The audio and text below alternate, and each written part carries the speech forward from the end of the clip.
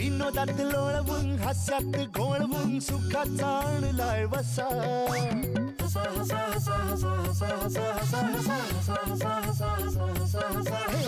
मजेच अस्वल करील गुदगुल्या पुढ्यात त्याच्या बसा गडबड लोळाल पाठवर पडाल खुर्ची पकडून बसा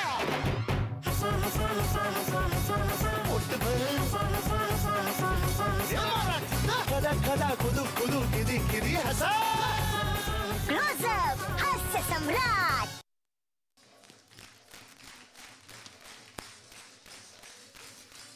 नमस्कार नमस्कार मंडळी. अगदी लहान सहान नातवंडांपासून ते मोठ्या मोठ्या आजी आजोबांपर्यंत अवघ्या महाराष्ट्राला हसवणारा कार्यक्रम घेऊन मी आलेलो आहे तुमच्या समोर, ज्या कार्यक्रमाचं नाव आहे क्लोजअप. आता हसा मराठीत. मंडळी, आपल्या सेमीफायनलचा आजचा हा शेवटचा एपिसोड. आता पुढच्या एपिसोड पासून सुरू होणार आहे आपली फायनल राऊंड. आपण आज पाहणार आहोत कुठले दोन विनोदवीर जाणार आहेत आमच्या फायनल राऊंड मध्ये.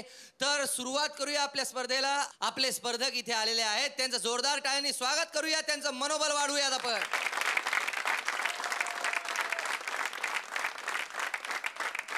आणि त्यांची परीक्षा घेण्यासाठी हजर आहेत आपले मान्यवर परीक्षक आदरणीय अशोकजी नायगावकर साहेब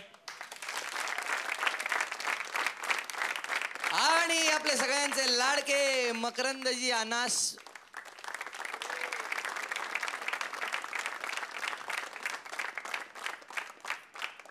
मकरंदजी अनासपुरे. अनास अपुरे कसं काय झालं काय राव? एकदम मैदान साफ कसं काय केलं हे?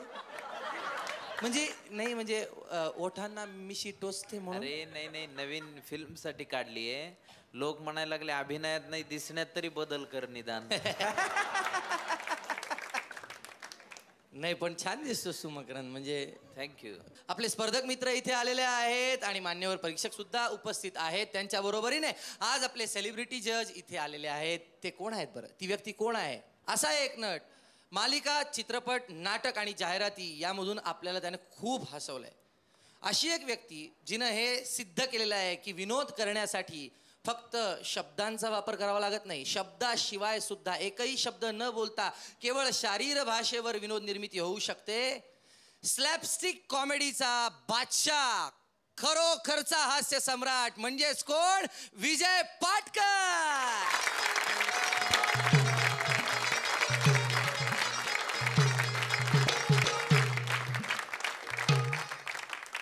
नमस्कार. माझी काय प्रॉपर्टी? तुम्ही प्रॉपर्टी नाही, तुम्ही जज नाही का विजय? अरे सॉरी, मी जज आहे ना. सॉरी, जरा परीक्षकासारखा येतो परत जरा प्लीज.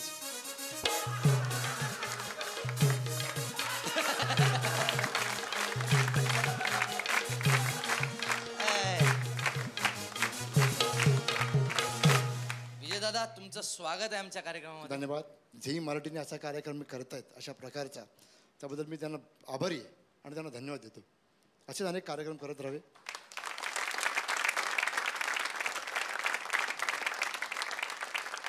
आता एक आणखी एक विनंती, म्हणजे म्हणतो ना आपण, तुम्ही आता आलेला आहात तर लगे आहात, एक छोटासा परफॉर्मन्स आमच्यासाठी करून. मला एक खुर्ची मिळेल का? खुर्ची? हो. म्हणजे काय? म्हणजे कायमची नको आहे पण.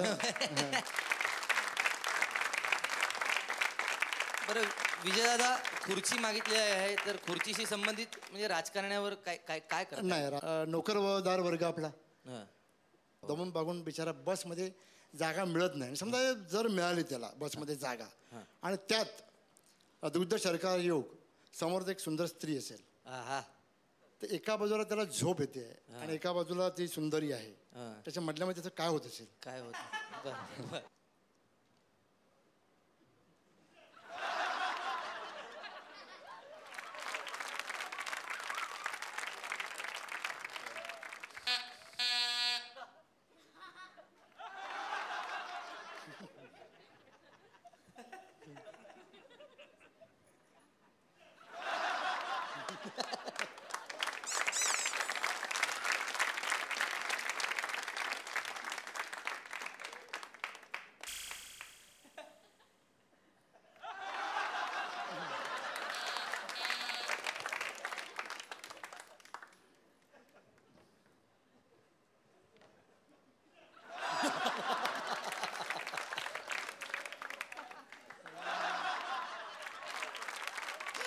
वर्षाच्या बाई त्या मगाशीच उतरल्या. हो मग मध्ये आता उतरायचं.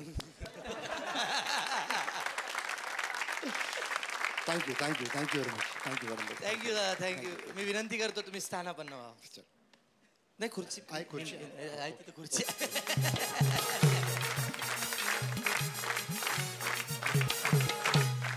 ठीक आहे तर आपण आता बोलूया आपल्या पहिल्या स्पर्धकाला कोल्हापूरचा संतोष शिंदे याला.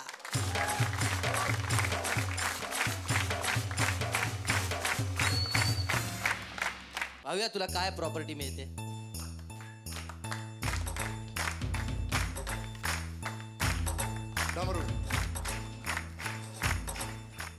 डमरू मिळालेला आहे तुला. शुभेच्छा मित्रा. थँक्यू.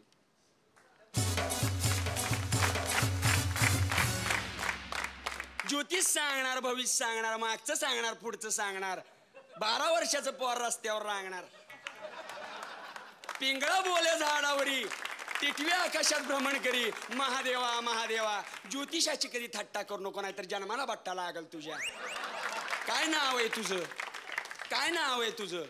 हिमेश. रास नाही विचारली, तुझे नाव विचारलं तुझं. हिमेश रेशमिया. हिमेश रेशमिया. कानाला रेशमासारखं वाटलं, पण अनुवंशिकतेचा रोग आलाय तुझ्याकडे. जास्त वाईट वाटून घेऊ नको. तुझ्या 5व्या पूर्वजाचं नाकातलं हाड वाढलं होतं, आज ते दुखणं तुझ्यापर्यंत आलं. खरं का खोटं? कधी कुठल्या पोरीनं तुला टोपी घातली प्रेमभंगामध्ये आणि त्याच्यावर तू चित्रपट काढलास, त्याच्यामध्ये तू अभिनय केलास, त्याच्यामध्ये तू गाणं म्हटलंस, वाजवलंस सुद्धा तूच, पण अभिनय करताना माशी पूर्ण पिक्चरवर उठली नाही तुझ्या. खरं का खोटं? तुला सांगतो, नाकात गाऊन गाऊन नाकाची भोक बुजतील तुझ्या. श्वास घ्यायला दुसरी जागा शोधावी लागेल. खरं का खोटं? पुढं दुसरा क्लायंट बघायचंय मला. काय नाव तुझं? राखी सावंत. चांगलं प्रसिद्ध नाव आहे तुझं. धनुरास आहे तुझी. अर्ध जनावर आणि अर्ध माणूस असं म्हटलं जातं, पण जनावर उदाळलं की कधी अडवायचं अवघड होतं तुम्हाला सांगतो.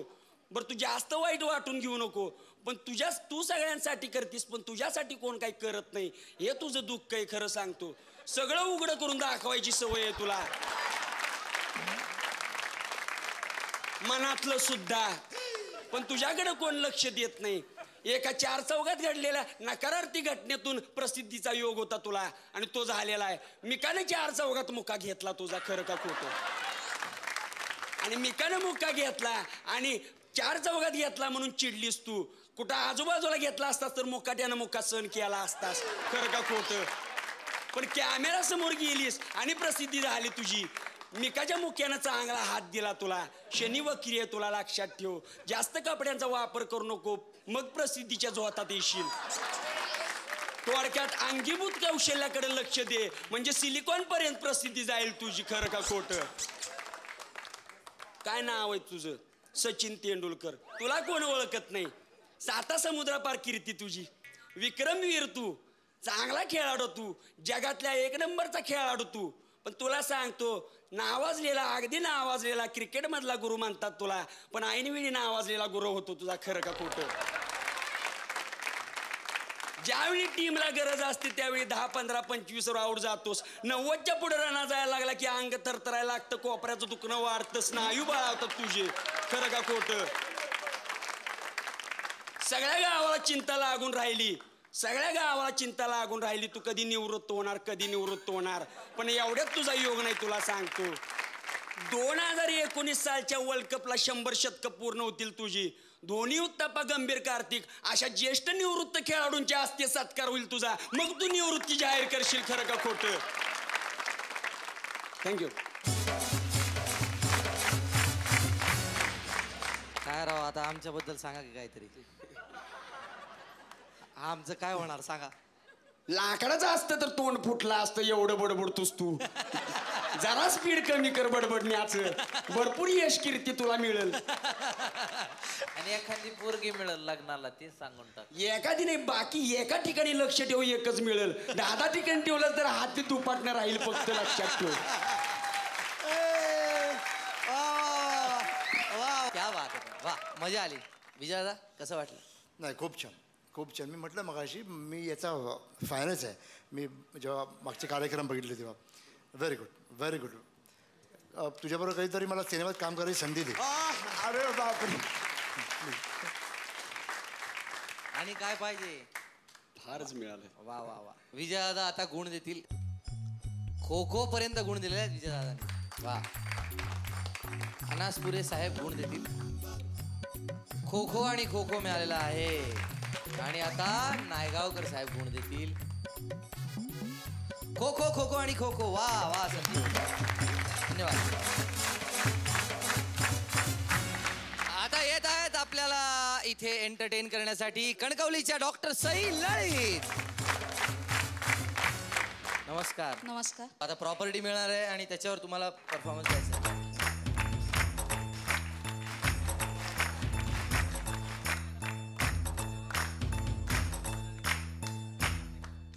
वडापाव. होय.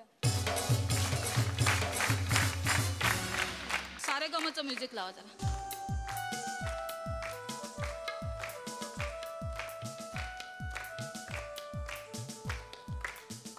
घाबरू नका मंडळी, मी गाणार नाहीये. युद्ध खाण्याचे आणि स्वप्न वड्यांचे या कार्यक्रमात मी मंजिरी तुमचं हार्दिक स्वागत करते. वडापाव खाणारं उत्तम मॉडेल शोधण्यासाठी राज्यस्तरीय स्पर्धा घेण्यात आली आणि त्यामध्ये आता अनिता आणि सुनीता या दोघीच जणी शेवटच्या स्पर्धक उरलेल्या आहेत. आज त्यांची अंतिम स्पर्धा आहे आणि त्यासाठी परीक्षक म्हणून बोलावलेले आहेत आपले लाडके अद्भुत सातपुते आणि देविका राणी. तर पहिल्यांदा अनिता वडापाव खाईल. अनिता, तू वडापाव खा.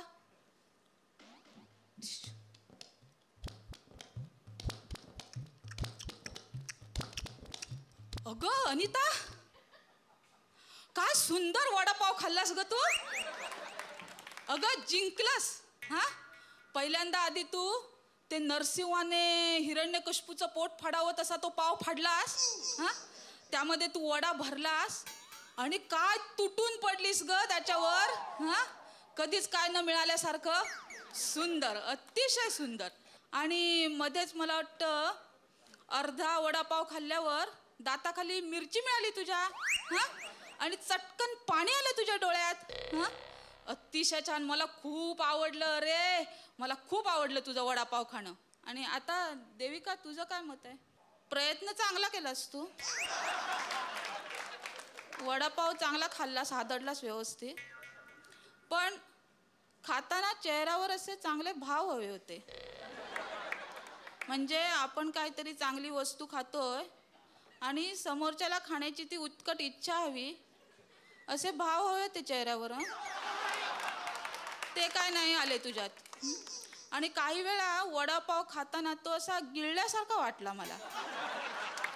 तर गाणं जसं सुरांना चिकटून हवं तसं वडा खाताना सुद्धा दात, जीभ, घसा, ओठ, टाळू ह्या सगळ्यांना स्पर्श होत गेला पाहिजे ना. तर तसं नाही होत आहे तुझं ते. तर ते तू कटाक्षाने बघ. आणि काय मध्ये साधारणपणे 50% वडापाव खाल्ल्यावर तू अशी समेवर आलीस आणि तोंडातून असा मचक मचक असा आवाज आला तुझ्या. असा पोकळ असा आवाज आला. तो बरा नाही वाटत आहे. या स्टेजला हे अपेक्षित नाही आहे मला तुझ्याकडून. तर ते तू सांभाळ. हां, बाकी ठीक आहे सगळं, बाकी ठीक आहे. अद्भुत आणि देविकाने दोघांनाही, देविका राणीने दोघांनीही तुला खावसड्यापर्यंत मार्क्स दिलेले आहेत. आणि आता देते दुसरी स्पर्धा सुनीता.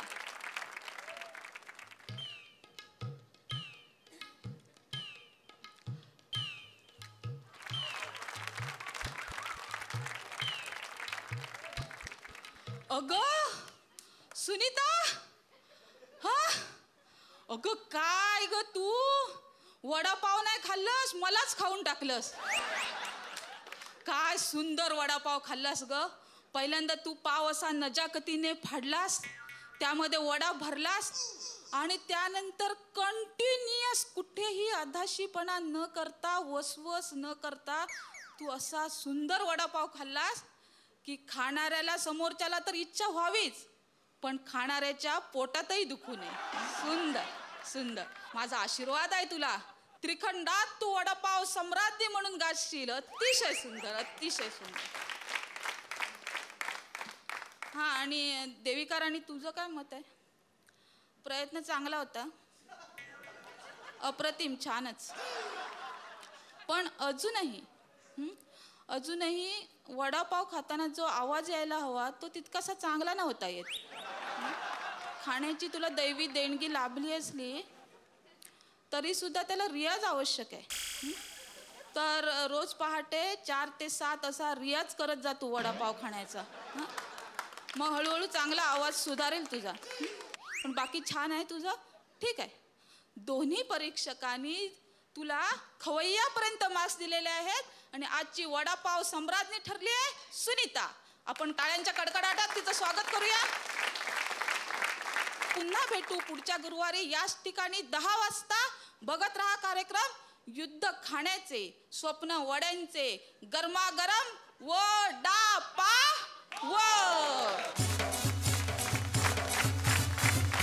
वा वा. काय म्हणजे कशावरही विनोद होऊ शकतो. विजय दादा काय वाटतंय? व्हेरी गुड, खूप आवडलं. गुणांकडे वळूयात आपण आता. विजय दादा गुण द्या तुम्ही आधी. 32 पर्यंत गुण विजय दादांनी दिलेले आहेत. आता मकरंद गुण देतोय. खो खो पर्यंत गुण मकरंदने दिलेले आहेत. ज्येष्ठ नायगावकर साहेब ते देतील गुण. खळखळाट, वा, धन्यवाद. वडापाववरचा परफॉर्मन्स बघून जर तुम्हाला काहीतरी खावंसं वाटत असेल तर पटकन जा, पटकन खाऊन या. कुठेही जाऊ नका. थोड्याच वेळात परत येतोय तुमच्या आमच्या आवडत्या कार्यक्रमात ज्याचं नाव आहे क्लोज अप. घेऊया एक छोटीशी हास्य विश्रांती.